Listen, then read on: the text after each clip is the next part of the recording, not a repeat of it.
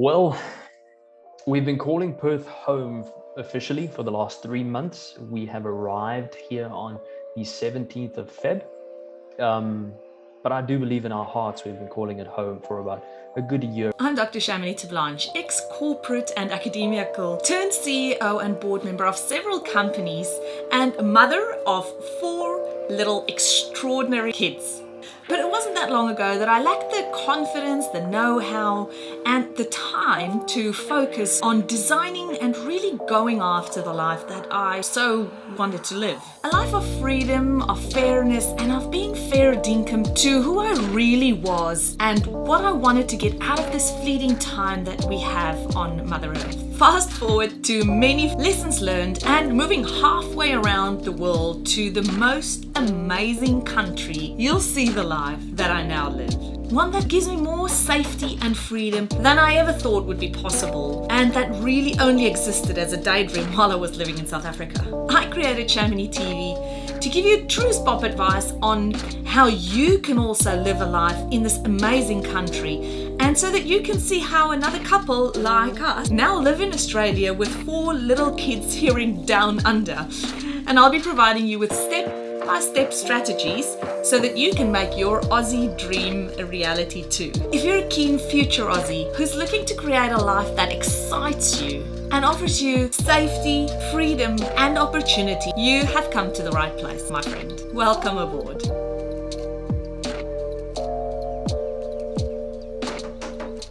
Hi, Leigh Roy. Thanks so much for joining us from beautiful, stunning Perth. How are you going? I'm doing perfectly fine. How are you doing, Shamini? I am well, thank you. And I would love to know, how long have you been calling Perth home for, Leigh Roy?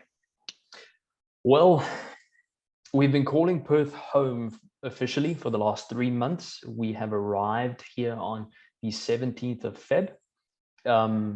But I do believe in our hearts we've been calling it home for about a good year and a half now. More towards a year when we started the initial process, but let's say 3 months officially. And that is directly from South Africa? Directly from South Africa. We did have a short transition through Doha on our flight, but didn't touch any other bases except coming in directly. Wow. Okay. So fresh off the, I want to say off the ship, but not quite the ship, the airship, you know that. Yes. Tell us, how did you come about moving to Australia? I want to say mid-COVID. We're not past mid-COVID, but it's sort of the new normal. So why Australia, and how did you land in this incredible place?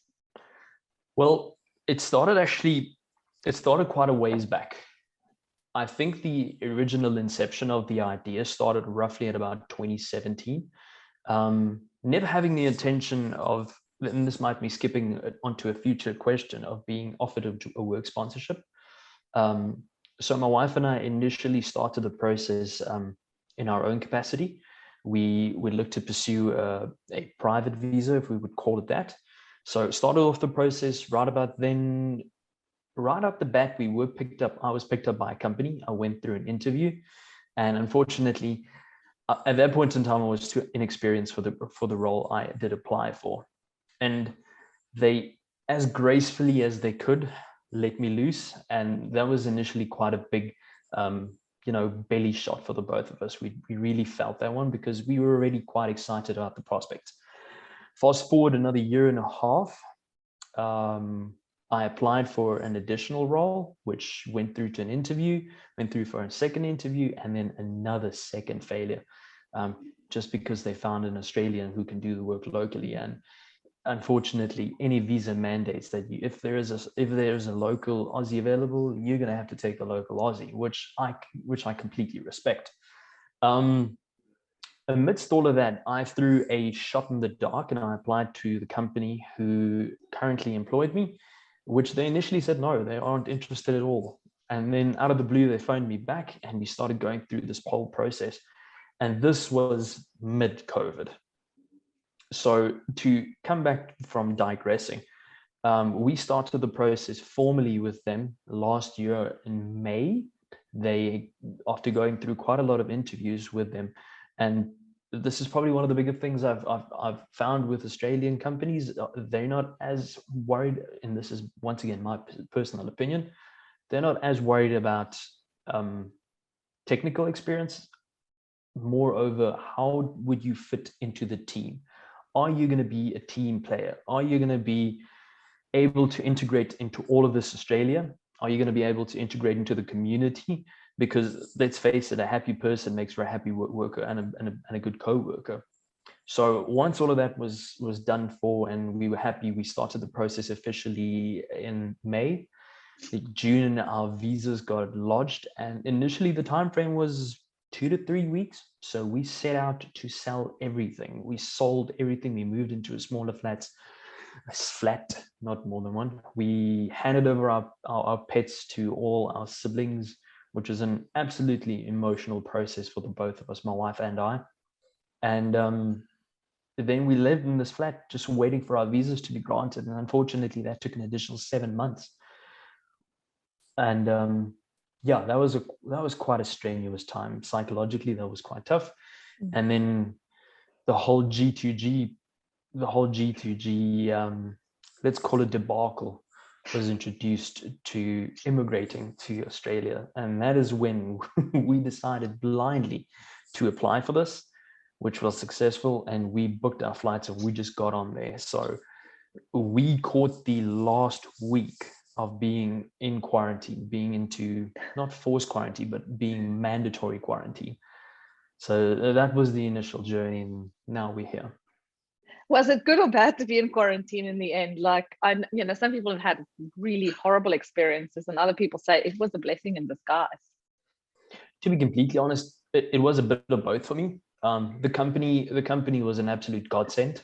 They took it on them to do quite a lot of the admin in terms of finding accommodation, helping us with initial. They stocked the Airbnb which we lived in with food for us, and they were such a supportive role in just being comfortable in those initial first few days. They initially even gave me, once we were out of quarantine, they gave me an additional week to just say, listen, wander around, do as much of your paperwork, do as much of all of those small tick box things you need to get done, get all of that done, go kick up your legs, go and enjoy the ocean. And once you start unwinding and, drop some of your stress, we'll see you in the office and then we'll go from there. So quarantine was quite tough. We were on the 7th floor of the building and we were just on the balcony staring at all the people from up there, trying to see around every corner and just trying to picture what could be around the next turn. So quarantine was both good and bad. It made us absolutely terribly lazy. And it completely wrecked our sleeping schedules. But I mean, that was our own fault. And it was only 1 week, or did you do the 2 weeks? It was only 1 week, fortunately. By the time we did get in, the 2-week mandate was done away with. It was only a 7-day, especially in the case that we were triple vaccinated by the time we did immigrate. So yeah, after a week, we could leave. Good grief. Must have been such a long wait, those 7 months once you'd gotten rid of everything. Well, luckily you did that. I mean, it could have been the opposite and you could have just sat back and said, I'm not going to do anything until and then not have enough time. Like, that's entirely possible as well. But tell us a little bit about your job. What is it that you do, Leigh Roy, and what was the visa category that you came over on? So I'm going to introduce my work and it's probably going to follow with more questions. I am an occupational hygienist. So an occupational hygienist this is the technical term. We recognize, we anticipate, and we control hazards. This is specifically health related. So we service quite a lot of the mining industry and just large industry, produce, commerce, anything where people are exposed to any form of hazards, noise, hazardous chemical substances, biological agents. We are the people on the front line making sure that you aren't overexposed to those in the long run. And as opposed to safety, which is a very narrow, I wouldn't even say narrow. I'm just looking after your fingers and your eyes and your head. I'm looking after your lungs and your kidneys and your heart and your ears over the long run. That's what my job is. So quite a very small niche occupation. Not a lot of people know about occupational hygiene, and a terrible shortage of the occupation in South Africa, and even worse in Australia. So due to that specific reason, I was fortunate enough to have gotten a 482 visa, which we are currently looking at applying for the 190 visa to make it more permanent. So that is what we are currently on, and that is what I do. I know OHS officers are like in big demand usually. It's always been, but it's interesting now to hear about this super specialization within the specialization of an OHS, occupational health and safety officer. There you go. What did you study to become an occupational hygienist? Is that something you like? I'm assuming you studied for it. So it's quite a strenuous career path, let me put it that way. However, I would like to say this, and for any occupational hygienist out there who is going to be in this interview, I would say, quote unquote, nobody goes out of varsity thinking they're going to be an occupational hygiene. It's either they wanted to be an environmental, or they were an environmental, or they wanted to be a OHS specialist. And then just purely because of the fact that it is such an undermarketed and niche occupation, a lot of people only stumble upon the occupation later in life. A lot of the varsities around the world, South Africa included, have now started with this as a permanent degree which you can study. So I do believe in the near future we should be seeing more occupational hygienists roll up. However, I started with a BSc in human physiology and biochemistry. Thereafter, I did my honors degree in human physiology and occupational hygiene. And then you need to be registered, which also goes quite a lot of way. You first work to become an assistant, then you do an oral exam, including a written exam, then you become a technologist. After technologist, you do another 3 years working experience, then it's another written, another oral, and then you become an occupational hygienist. Wow. Long career path. Yeah, quite a lot of hoops to get through. I hope you're enjoying what you're doing. You know what, to answer the question in brief, yes, it's quite a good balance of being office bound and being active on site. So we do get on site, we do all the measurements, we do collect data, and then we go back to the office and we interpret the data. So it's a good combination of the two, and you're quite fortunate to see a lot of different industries, which takes you not only across the country but around the world quite a lot. Mm-hmm. So are you then employed in the mining industry at the moment? Or so, is it a consultant kind of firm that goes out to all different kind of industries? Yes. So majority of the times in occupational hygiene, you would be a consultant. There are what you would call in-house occupational hygienists at some of the larger mining entities. But currently I am working for a consultancy, which does service the mining industry. But that's good, because that gives you a feel of the lay of the land everywhere around, like, Perth or WA or whatever area, as opposed to just being stuck with the one company. So personally, I think that's great. You get to meet so many more people and you go around different industries and keep it interesting. You probably, are you FIFOing? Yeah, well, not FIFOing in the traditional sense of being on a permanent roster. So we FIFO whenever we need to go out for data. So I'm sorry, FIFO is fly in, fly out, just for those listeners who don't know. So traditionally what we would do is we have something which we call a sampling plan. And in that we have defined times every quarter, which is a 3-monthly time. And in the 3-month time, we would go visit your responsible site, as we would call it, to collect data, and then you would be coming back. So I would probably FIFO once every 6 weeks, once every 7 weeks, and then I'd be away for about 8 days before coming back again. Okay, very interesting. And did you specifically look at going to Perth initially when you set out looking for jobs, or did you look all over Australia? The initial, when this whole immigration plan, the inception thereof, was initially Perth. My wife and I have always been saying it's been Perth, and Perth is what it's going to be.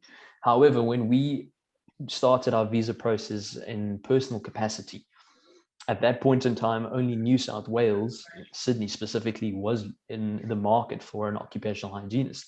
So we applied over there. And while we were still waiting for our personal visa to move, we actually applied for our personal visa on the 20th of March, 2019. And then how long was the wait before you moved on something else? Then it was patient waiting to hope that our personal visa did actually come into fruition, or become something. Then we got the opportunity for a job out in Mount Isa, which initially didn't pan out, and then by a miracle of some sort, we got the offer for Perth. So the initial idea was Perth. We were kind of happy at some point in time to settle anywhere in Australia if it meant immigration. And then luckily we ended up having the job opportunity for Perth. So it goes full circle. That's great. So yeah, you got the Perth you wanted. I've got the Perth I wanted. Now tell us, 3 months in, how do you feel?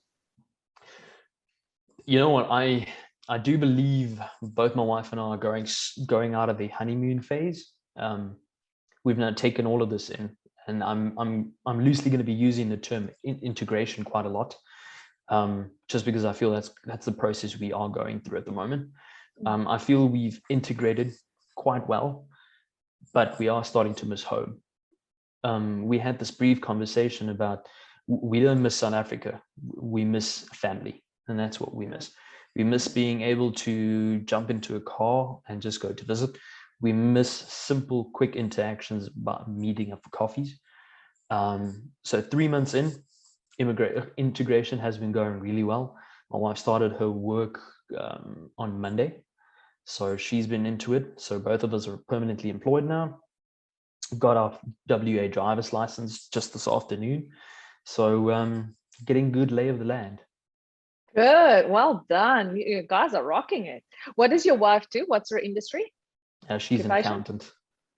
Okay. Oh, well, fairly straightforward for us. Straightforward. Like, they're also in demand in Australia. So, good that she found a job. I didn't think that she would wait long to be finding something, because South Africans firstly and accountants secondly are in demand. So that's great.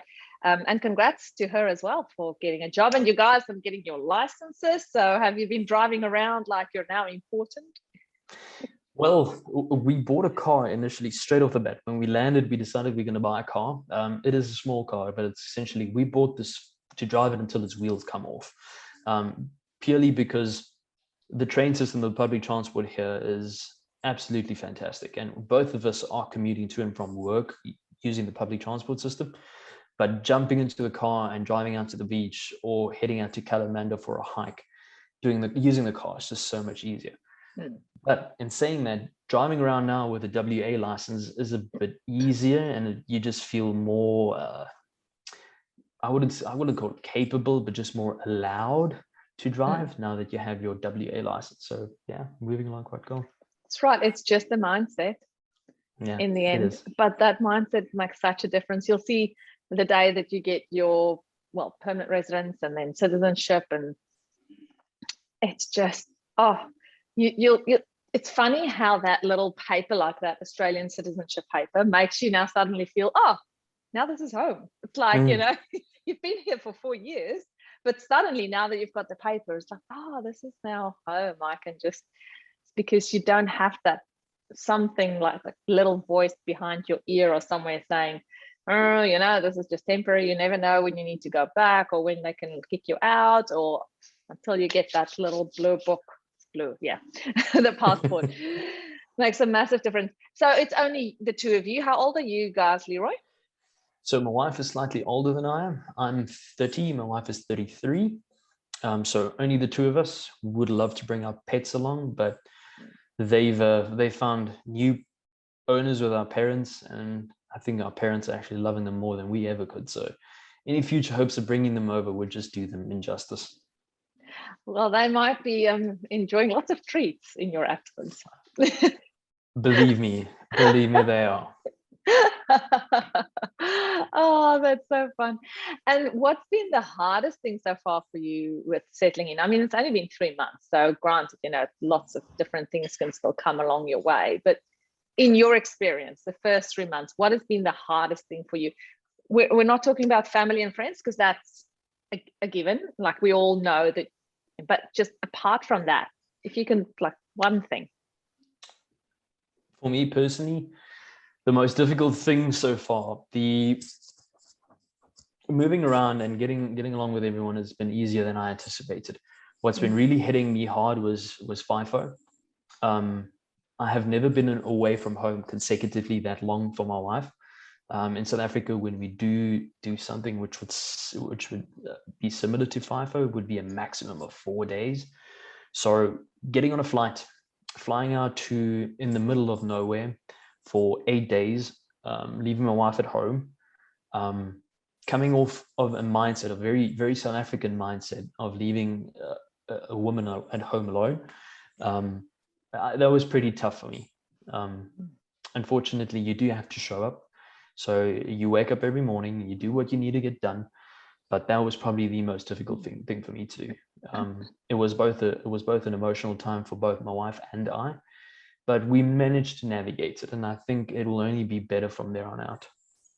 Absolutely. Yes, being away from your loved ones. But as you say, specifically because it's got that South African reminding of what used to happen or how it is in South Africa at the moment. And you know what? 17 years in, I've been here 17 years, I still wake up with nightmares. People breaking into my house, my nightmares. And I'll wake up in a cold sweat and I'm like, what? And then realize it's okay. You're in Australia. I still have that trauma in the back of my mind. So in a way, you never forget it. If I'm at a dark traffic light for some reason, the first thing that I think about is where's my handbag? And I'll look and I'll see it's right next to me on the seat, where it should be. But in South Africa, that's the last place you'll ever put it. Yep. So I'll check my handbag and then I'll start looking in my rearview mirrors and then I'll go, Shamini, you're in Australia. You don't need to worry about it. And then suddenly it's like, weight just drops off. It absolutely does. But yes, it hangs around. I can tell you it takes a while. Some people are easier to just settle in and forget about some of these things. A lot of South Africans, they just don't lock their doors because, I mean, here in Australia, because you don't need to. You don't need to. And it's been fabulous. So on that note, have you guys slept with your windows open or your doors unlocked yet? I think the paranoia is still too much a thing for both of us. I tend to try and do these kind of things. When I do fill up the car and I do go to pay for the fuel, then I leave the windows open and I quickly walk in. My wife, on the other hand, she closes everything up. When we're on the beach, she's always constantly, and when we're in the ocean, she's constantly looking at our things. And there needs to be a healthy amount of paranoia. I mean, you still need to be cautious, irrespective of where you are, because just because you're in Australia doesn't mean you can't be a victim. I do believe if you are a victim, not if, when, everyone will somewhere in their life, the extent of being a victim might just be slightly less here than it would be in South Africa. Yeah, I think a bit more than slightly less, but yes, definitely. Yeah. I mean, we've had people breaking into our house, trying to break into our house here in Australia. And immediately the first thing you think about is, am I going to be safe? Because we were actually at home while this is happening. Oh, wow. And then the second thought was, they're not going to do anything to us. The moment they heard us, they realized that we heard them, and they ran off, you know. So whereas in South Africa, they would have confronted you. That's true. And probably did something to you. So yeah, no, you get idiots everywhere in the world. Australia is not idiot safe. It happens. That certainly happens. You get people, family violence. You get that everywhere. You get drugs everywhere. You get people breaking in. Like, it happens, but it's the scale and the severity of it that makes such a difference. So yes, I think I agree with you. A healthy amount of vigilance. Is that the right word? Vigilance? Vigilante? Yeah. Vigilance? Vigilance. Is always good. And that's why South Africans are always probably the safest here in Australia, because, you know, if there was going to be somebody who's going to try and do something naughty, you know, we'll be able to spot that person first and go, no. Yeah. We have an inherent spidey sense from South Africa, whether you like it or not. Eyes at the back of my head. Yeah. We have this woman at work who I don't know where she lives, but She lives in a very, very safe environment and a very safe neighborhood, but they lock their front gate every evening. And the neighbor always asks her, why do you do that? And she keeps on saying, listen, if there's somebody who's going to be walking up and down the street and testing and feeling whose gate's open, they're going to enter the first one which is open, and that's not going to be mine, because it's just that little bit more difficult for them to get in. And I mean, healthy paranoia, healthy vigilance. Oh, well, good on her. And it makes her feel good. And that's also important as well. It's about the mindset too. And tell me a little bit about your workplace and settling in the work environment. I'm not sure if you worked in a similar setup in South Africa, like also as a consultant. Was it the same kind of thing, or did you work? Okay. So how has it been different or the same for you so far? Well, off the back of it, I'd like to start off once again and say the company has afforded me all the time in the world to integrate not only into my occupation, but into their culture and their office culture quite a lot. Funny enough, though, the other day we were having a small conversation, and our office, I think we're probably about 20. And I think we're probably about 28 of the 20 are Aussies. The rest are completely different ethnicities from all around the world. So it's a very multicultural office setup. And historically, my occupation hasn't in the past allowed you for proper slowing down and digesting whatever you're taking, and going through straight normal training. This is that. Take it in, enjoy it. Australia has really slowed down quite a lot. They forced me to take in all this information. They forced me to digest it. And I've been forced to take a step back and say, listen, I have no need to push on through and get ready to start working, start earning. They've afforded you this opportunity to really enjoy. So the integration has been good. They've really allowed me to really form a part of their team. And I feel like it's been a real growing family feeling. That's awesome. I love it. And yes, the work-life balance in Australia, mental health balance, all of that is very important. And even if you don't think so, they'll remind you of it, because they know that to look after you in a precautionary fashion is much better than trying to fix the problem afterwards. And so I'm glad to hear that you've experienced it so far. That's good. They echo that sentiment a lot. You would hear them say that frequently. Whenever we come back from any form of FIFO, irrespective of whether we do it on a roster or not, you get time off, and you get time off to be at home and just absolutely kick your legs up. They don't want to hear from you. They don't want to hear you answer or see you answering emails. They just need you to come back down to earth, drop the stress, come back to the office ready. So did they apply for the visa on your behalf then? They did. They applied on our behalf with a lot of prompting and probing from us, because we were two individuals extremely ready to move on. So we kept just hanging around the door and asking them every single day. Not that they had any better indication of when something is going to happen than we did, but we kept asking the questions. What did you do to get yourself document ready and visa ready? Are there any specific steps that you took? Initially, when we started off our own process of applying, both my wife and I did our what we would call PTE language tests. Both went through those. In addition, I had my skills assessment done, which involves your collection of your transcripts from your varsity, which you completed. Then skills assessment's quite important in our occupation, just purely because it's quite a science heavy background.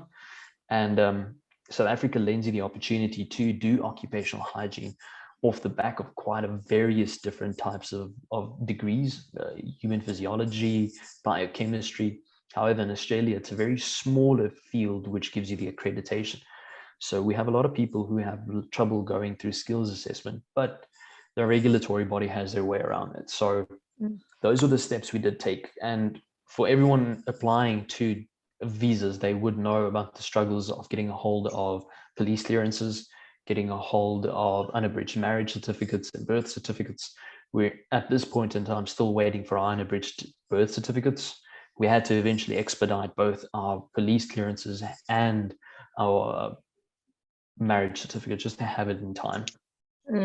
Yes, yeah. These days it takes even longer because I don't know when you applied, but I know of people who applied in December and are still waiting, and it's like 4 months. Well, Five. so we're currently still waiting for our unabridged birth certificates, and we have those expedited. We did our own application as well. We applied in, I think, May of 2019. Still haven't had anything back from them. Good grief. Yeah. Okay. Well, it is what it is. Luckily, you find a way to make it work and get, boermakaplan. You made it again. A boermakaplan. A boermakaplan. Where are you guys from originally in South Africa? Both of us are from Pretoria. I grew up slightly more south. I was born in Limpopo, then moved all the way to Pretoria and stayed in Pretoria, slightly outside of Pretoria in a small town called Ruyten. And then started my professional career in Pretoria, my wife as well. But you sound very English speaking. You're not Afrikaans, are you? Ek is so Afrikaans as wat jy dit kan kry. Rarig, wow. You've got such an English accent. I would never have guessed that. Wow. Okay. Well, did you go to an Afrikaans high school? Afrikaans high school as much as you can in an area called die Moot. HTS John Foster. That was my school. So Afrikaans school, everything. And your wife, is she also Afrikaans or English? Very Afrikaans as well. She likes to call it Perth. The spiff and piff. Oh, okay, great. No, I would never have guessed that. You threw an Afrikaans speaking girl now because I was like, oh, you must be English. I thought maybe you went to Pretoria Boys High or something. No, not at all. So did you go to Tikkies? Yes, University of Pretoria, both my wife and I. Trotse Tikkies.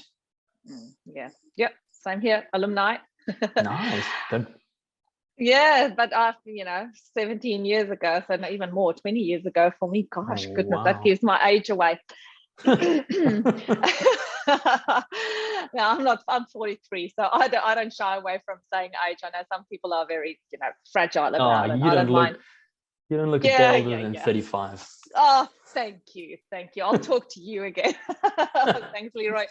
No, okay, so tell me a little bit about your guys settling in with friends and people around you. Have you managed to find your feet in the community yet? To be completely honest, that's probably the one thing we are lacking at the moment. We do have friends who are from South Africa. However, we haven't touched base with them in quite a while. And I say that, which has been about a month, just because life has been life. So we haven't touched base with them quite a lot. I do believe that as my wife starts working more, she should be more exposed to people whom she may eventually become friends with. But majority of the people I work with, I tend to feel are just co-workers. So in terms of having Aussie friends and making Aussie friends, though, we are still behind on that. Now, I can give you a few tips, but yeah, the Australian way, what you said in the beginning is so true. And I always teach my members of Migration Made Easy that to settle into the Australian workplace, obviously you've got to have like the skills. I say to settle in, to apply to a workplace, to a job, you've got to have the skills, right? The technical skills, as we refer to it. But in Australia, that's so different to South Africa. Is here they want to see that you're going to fit in. Like they want a good person. They want a person that they're going to get along with, a person that they can also stand next to at the braaivleisvuur, at the barbecue, and have a drink with, and sit around the campfire and whatever, all those kinds of things, because that's important to them. Mateship and the kind, like literally the kind of person you are. Yeah, true bond. Whereas in South Africa, there's a very big divide usually between work and play. In Australia, it melts into one. Yeah, you actually make a fair point. A lot of my colleagues do over the weekends get together, and even we have a team building day coming up this weekend or this Friday afternoon, which afterwards they have scheduled drinks, and they don't shy away from inviting you, come, sit, enjoy, listen, talk. However, once you do get 5 or more Aussies together and they all start speaking at full speed, I do have a tendency to lose them sometimes. And I constantly say yes, and I nod my head, and I don't know what I'm nodding my head to, but I'm just saying yes. So I'm still 17 picking years up on that. later, it still happens. Don't worry. Yeah, sorry. I still have that trick. I have trouble with that. So I'm more comfortable with smaller groups of them. Oh, I'll tell you, and different places around Australia, because I've been all around. Different places in Australia have a stronger accent to other places, and Perth actually has some of the least harsh Aussie accents. Oh no. So, you know, if you go to like regional Queensland, and those kind of like more like the farmland inner areas, it starts to become really hard to understand even like a one-on-one conversation. So one of the first things I learned when I landed in Brisbane, initially 2009, I think we were in Brisbane, lived here in Brisbane a couple of years. And one of my co-workers told me the right way to say Australia, because, you know, it's Australia, you would think. No. So if you want to sound really Aussie, you got to drop the O, the off sound from Australia. You start with an S. All right. Stray. And then it's not Leah, it's Straya. Australia. We live in Straya. I don't know. So, you know, go tomorrow when you go back to work and you're around your Aussie mates and you say, hey, mate, how's it here in Straya? And then if they just, one thing I have picked up though is when you greet Australians, they usually start with how you going. And initially, when I started the conversation, I would say, how are you doing? And some people wouldn't reciprocate the feeling and say, oh, good, thank you. However, when you do start the conversation with how you going, then 80 to 90% of the time, they are going to reciprocate and answer you. So it's just it's a way of thinking for them. They respond to how you're going as opposed to how are you doing. So all these subtle little nuances one picks up on as you do go along. And isn't it the weirdest thing that people at the checkout ask you, how's your day been so far? Yeah. And then say, see you later. And it's a genuine conversation. They ask you that for a real answer. And if you reply, they're going to give you a real answer. It's not this generic flow of information. Yeah, it's not like they just ignore. Exactly right. It's not just a hi. It's like they actually want to know how you are genuinely faring. And then if you say crap, then they'll go, oh no, what's wrong? You know, how can we help or whatever? Like, really, I'm so sorry to hear that. And then they'll actually try in their own way to rectify anything or make your day better or start dancing for you. I don't know. I have this tendency whenever my wife and I go do shopping on a Sunday and we get to the checkout and they ask you how you're doing, and I usually just reply with it's Sunday. And in South Africa, that had no traction at all. People would just look at me and it's whether they never caught what I was trying to say. In Australia, it's Sunday and they just look you in the eyes like, I feel you. And then that's the end of the conversation. We would just go on. Oh, it's so good. All right, now you guys have been here 3 months. So I'm not expecting that you've traveled the world. Traveled Australia yet. But once you start settling into Perth life, where are you planning on heading out first in terms of, I'm not talking about South Africa. I'm talking about Australia. What do you want to go and see and experience?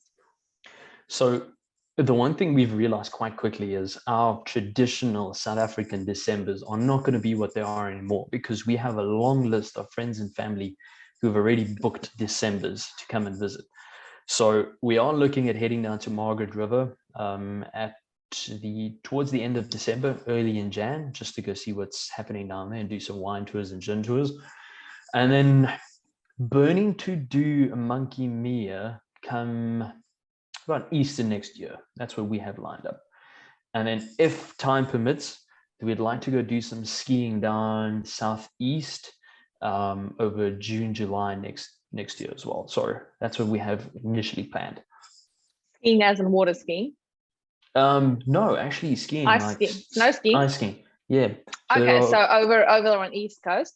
Yes, southeast coast, thereabout. Yeah, okay. I was just thinking southeast and WA. John, I don't think you're going to get snow there. No, you're going to get terribly cold water, but no snow at all. Oh, funny. So yeah, that's what we have planned for now. But generally just exploring this whole upper west coast we have. Apparently they've got some of the most beautiful beaches. And there's nothing my wife and I enjoy doing more than just jumping into the water, snorkeling all day. I mean, we went out to, what's the island just across from us, Rottnest Island. And it was a complete ball. We enjoyed it from the moment we got there and the moment they forced us to leave. Oh, it's a beautiful spot. And you know what's the worst thing about Rottnest Island? Is trying to get accommodation because they're always fully booked. We haven't tried yet, but apparently it's near to impossible. So I just wanted to say, when I started asking you about your plans for Australia, is that now that you've mentioned Monkey Maya and down south and so on, please make sure that you book now for then, because you won't get spots otherwise, especially if it's any time near a school holiday. But even so, COVID has changed a lot in WA. It was already hard to get spots then, but now it's even harder. So make sure that you book well in advance. And Rottnest Island is the same. And I think it's still the same. They used to have this like, what do you call it? Pull a name out of a hat kind of lottery system. Lottery, raffle draw. For people to get accommodation, especially over Easter and Christmas. Because it's such a popular place for people to go to, and it's almost like a fight for people to like, as soon, I think they open the bookings, say 6 months in advance or something on the booking system. And then the day that, that 6 month period breaks in for the school holiday kind of booking, people are like crashing the system because everybody's just on there, like just trying to jump on. Trying to get. So what they've made it, and I haven't checked like in the last 6 months, but previously they would make you go into a waiting list system. Oh, wow. So essentially you put your name in the system, and it's not a first come first serve. Literally everybody puts their name in, and then it's like computer generated. It's a random draw that picks the people who are lucky. Yeah, so you're drawn for your holiday over Christmas or Easter because it's such popular times. Imagine that. But it's beautiful. Like if you guys can stay on Rottnest, just do it. It's one of my favorite holiday spots in all of Australia, and I've been around a little bit. Yeah, I'll take your word for it. Take your bike. If you don't have bikes, take your bikes, and it's just incredibly beautiful. And try and see if you can cycle right around. And then also, just another tip down at Penguin Island. It's also really beautiful. Penguin Island is sort of Rockingham area. And you tend to get like Penguin Island, and just all around that tip there at Rockingham are beautiful snorkeling spots as well, which would be similar to what you would experience at Rottnest. So, all right, sorry. And you don't have to get on the ferry for that. True. I mean, we got to Rottnest, and I think we probably only explored about 25% of the whole island on that day. We were absolutely brutal by the sun. I think we had a 32, 33 degree day out there. And we were on the bikes as well, so it was a tough day out there, but we enjoyed it.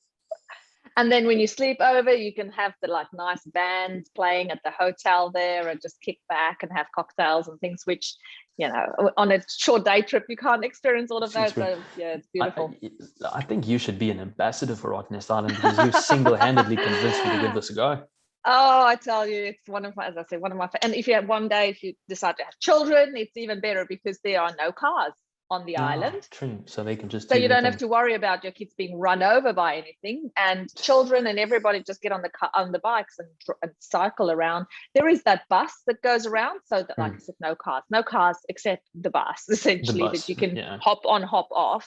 But yeah, it's amazing. Okay. Now that you've got your holiday plan sorted, watching, all of WA unfold in front of you, for our viewers watching this tonight, do you have any tips for anybody planning on potentially coming to Australia, considering coming? Well, first things first, a word of advice: it takes longer than you anticipate. A lot of people have a tendency to proactively think that they're going to start with their immigration process and it's going to be a 2-3 month process before they do land here, it's a whole lot longer than you would anticipate. The emotional burden of immigrating is a lot more than you would initially think. You don't fully realize it until you do come to Australia and you start missing those nurturing calls and nurturing experiences you have with family. That takes quite a lot. Paperwork is an absolute thing. Start your paperwork as easy and as quick and as early as you possibly can. That is, and you will always never be in time for it. There's always going to be something you are going to be waiting for. Bank accounts are fairly simple. Don't worry about that. That'll get done easily. Delivery out here is absolutely atrocious when you're in WA. If you can rather buy something in person to save, and it's $5 more expensive than it's online, buy it in person. Otherwise, you are going to be waiting for it for 3-4 weeks. Driving is similar. Don't worry about driving on the wrong side of the road. You're on the right side. Revo stations are pretty cool. Once you do get here, you'll actually have to fill up your own car, which is an eye-opener. It's more fun to me than it is anything else. And just be completely open to becoming an Australian. You truly and utterly want to be and keep your identity as a South African. And once again, my wife and I had this conversation about, are we going to get an accent? It's what you want it to be. If you don't want it to be, you're not going to have one. If you don't want to be an Aussie and you don't want to integrate into the larger community, then don't. I would advise it to its fullest, just because that's how you're going to experience Australia to its utmost.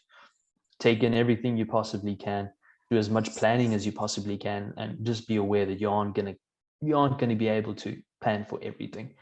Just make peace with the fact that you are going to have to figure things out as you move along, and that's perfectly fine. Ask questions and keep asking questions until you get the answer which you like. And I think there are probably 1,000 more things I could say, but those are the only ones that came to mind. Well, that's a great list. Thank you so much, Leigh Roy. It's been absolutely fabulous talking to you, and very interesting. I loved hearing about your occupation and how specialized it is. And yeah, just how you guys have settled into it 3 months in. I would love to speak to you again in 3 years' time and hear your take on it. The whole, aftermath from where we are at now. We the other day, the CEO of the company was in the office and he said, "How are you going?" And I said to him, "Listen, well, how's Perth treating you?" And I said to him, "You know what? I'm going to give you my first month rundown and it's treating me fine. But let's have this conversation in a year from now. Then I might have changed my opinion." So far, it's good. That's what I'm going to say officially. And that's the truth. And that's great. So hopefully it'll, it's not always just like this. There will be some ups and downs, and that's life. But it's, as you said, it's what you make of it. You know what? There were always going to be ups and downs. I'd rather have ups and downs in Australia than ups and downs in South Africa. So. Love it. Thanks so much, Leigh Roy. It was been fabulous talking to you, and I hope you guys have a wonderful evening. Thank you very much. It's been a pleasure speaking to you, and thank you for the opportunity. Have a good evening. Thanks, will do. Bye. Cheers. Bye. All right, so thank you so much for joining me today. If you had fun, please remember to hit that subscribe button, and then it'll make sure that you never miss a thing. I'll see you same time and same place next week. Bye for now.